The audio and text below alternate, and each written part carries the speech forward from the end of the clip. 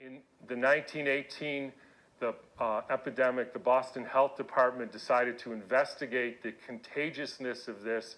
So they, believe it or not, took hundreds of people with the flu and they sucked the snot out of their nose and injected it into the healthy people who didn't have the flu, and not one time could they make the next person sick.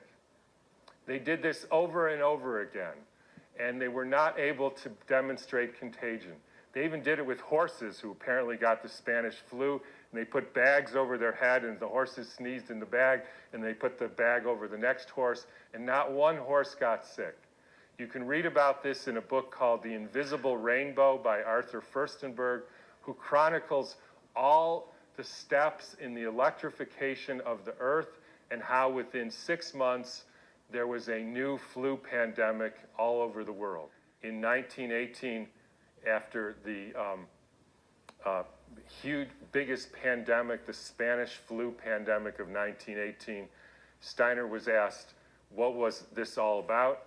And he said, well, viruses are simply excretions of a toxic cell.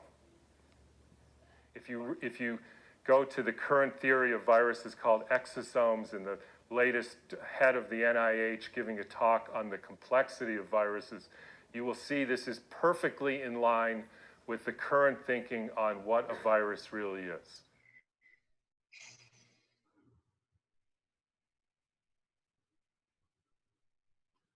So then,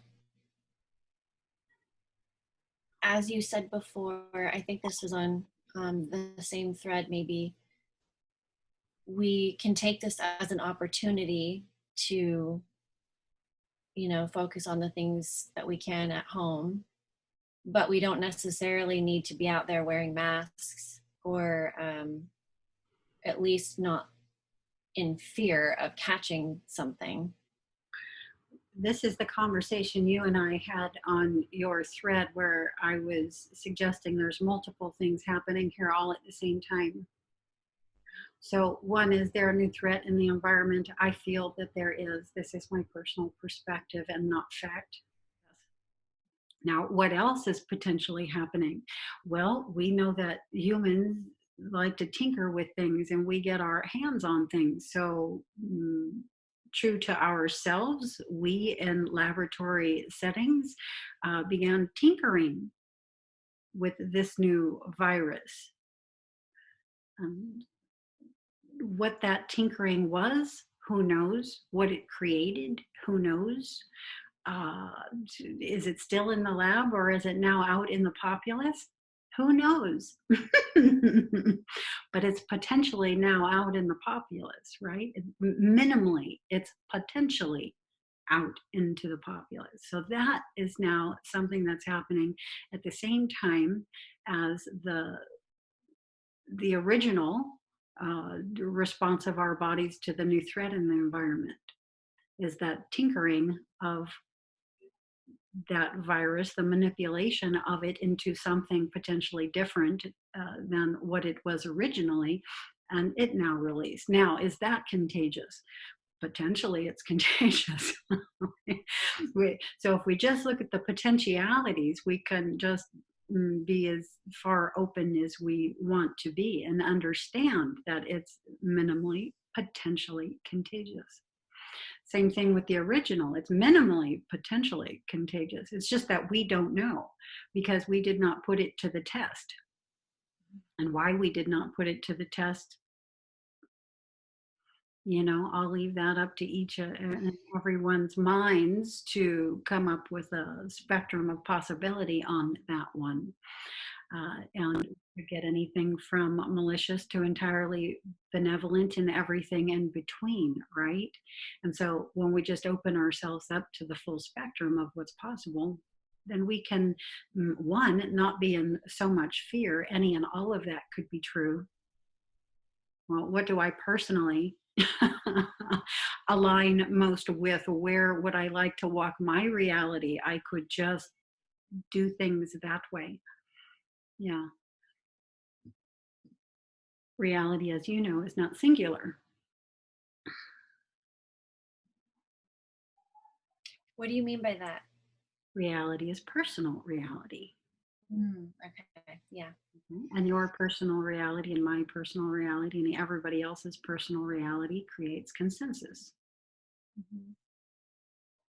And that's why we have the full spectrum. It's why one thing is never true. The whole thing is true because everybody's carrying that and holding boots on the ground, as I like to stay with that. And so it's all true. There's people with all holding all of those perspectives, walking all of those realities all at the same time. Now, what else is happening here? Along with the original situation and then the situation that was lab created, what else do we have? We have people's thoughts about all of this and what people are creating with their thoughts. Now, when we know what happens when we meditate, we know what happens when we come together with a large group of other meditators, how this impacts the system. Now, what happens when we get a lot of people who are in fear and creating all kinds of fear related thoughts? Does this impact the reality? Uh-huh.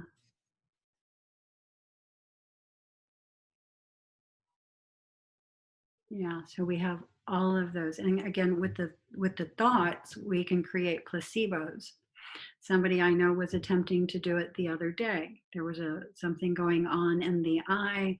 This person found some information that said this can sometimes happen with the new virus. And so, with their own thoughts, they were already walking themselves into the fact that, okay, now I've got the virus. All right, now if you think that thought, and pretty soon, if you carry it long enough and strong enough, manifestation of the thought. Now, did it come from any fundamental situation? It did not. Did it come from your thought? You're carrying that thought, you're energizing that thought, you strengthening that thought? Yes, it did. And that's what we call a placebo, right?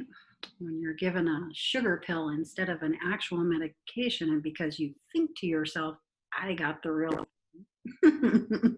that sugar pill works in the same way as the actual medicine. So, yes, are some people doing this?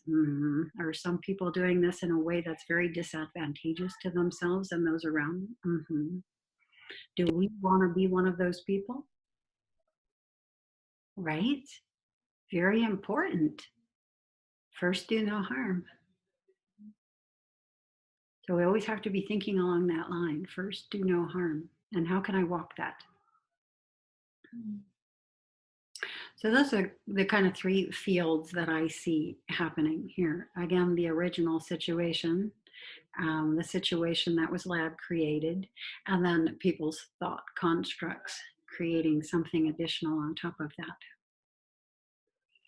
That is quite the trio. That could be very powerful. Yeah, we're seeing that out in the world right now. So, even with food shortages and things being not on the shelves, that if a whole bunch of people think the same thought all at the same time, like, what if I can't get rice? Then everybody goes to the store and there's no rice on the shelves in your area or something like this, And so, do things like that happen? Absolutely. That's how reality is created. Reality is reality creation. We are powerful creators.